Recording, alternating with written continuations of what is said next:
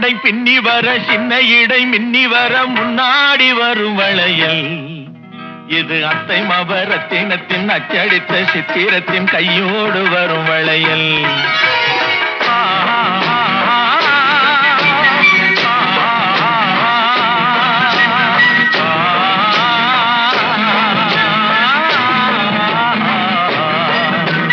கல்யாண பொண்ணு கண்ணான கண்ணு கொண்டாடி வரும் வளையல்